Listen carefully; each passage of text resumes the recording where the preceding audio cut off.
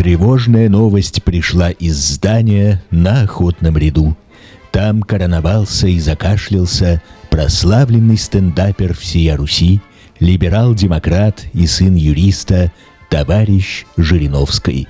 2 недели стойкий и несгибаемый лидер ЛДПР скрывал факт своего заражения, уйдя на карантин и вглубь себя.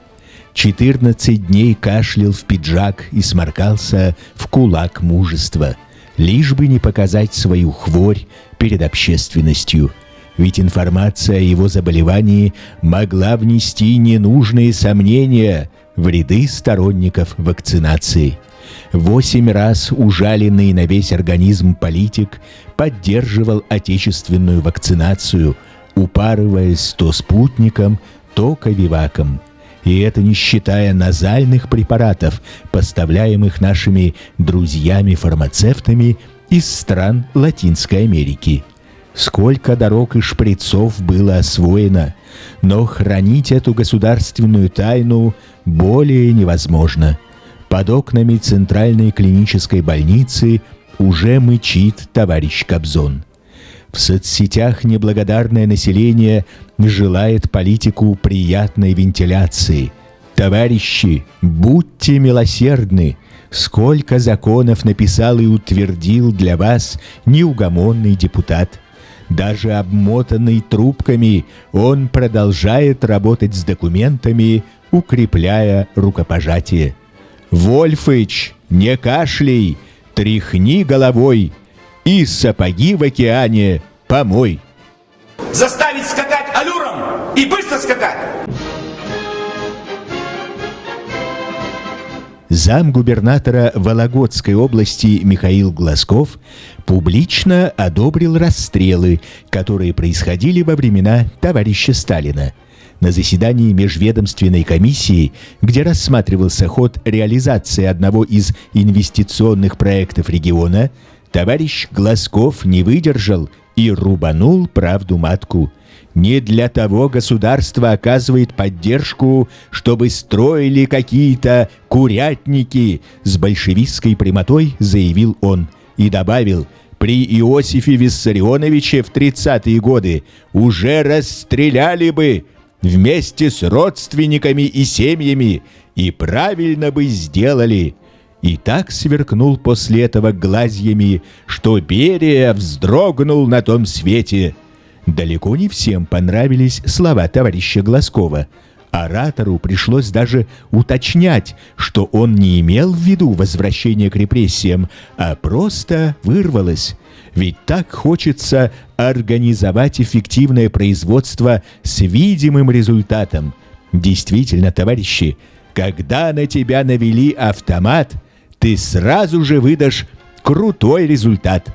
А если поверх головы пострелять, все так эффективно. Фантастика, блин!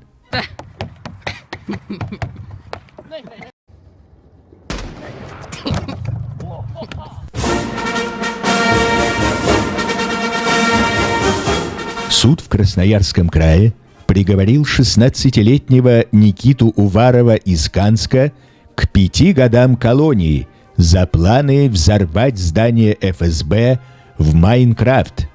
Он признан виновным по статье 205.3 УК РФ. Таким образом, в суде был доказан факт прохождения обучения подростка в целях осуществления террористической деятельности, товарищи.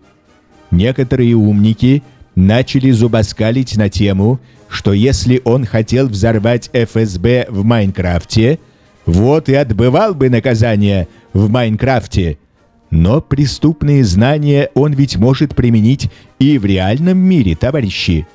Этот Майнкрафт — страшная игра, способная довести ваших детей до скамьи подсудимых. Теперь Никите будет проблематично взрывать ФСБ. В течение 5 лет он лишится возможности бродить по виртуальным стрелялкам и взрывалкам.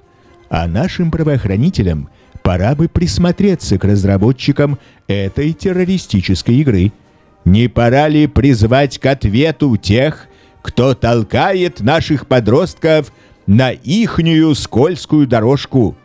Хотел в Майнкрафте пострелять. Присядь на зону лет на 5. Гранату в Counter-Strike взорвал. Ну ты реально, блин, попал. После чего, то есть рычаг отпустил.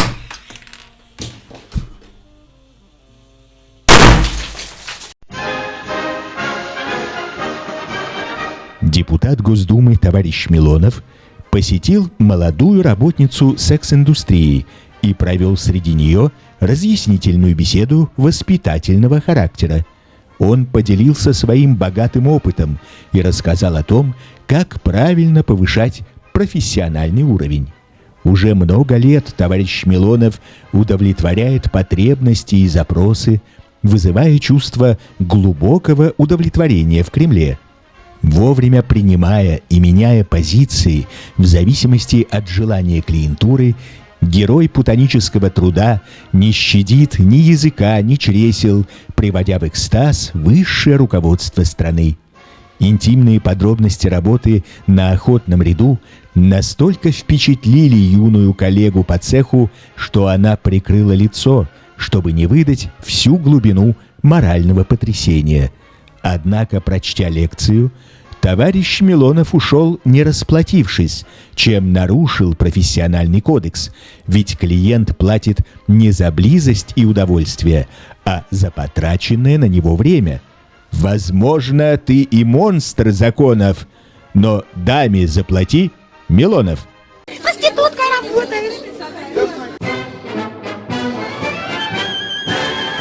В столице Бурятии Улан-Удэ судебные приставы по ошибке пришли к добропорядочной гражданке Травкиной, но все равно изъяли у нее бытовую технику.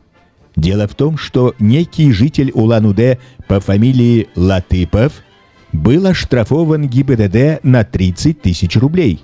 Он долго не оплачивал штраф, и в отношении него было возбуждено исполнительное производство. Однако взыскать долг с Латыпова не удалось в силу отсутствия у него имущества, но упорные приставы не закрыли дело.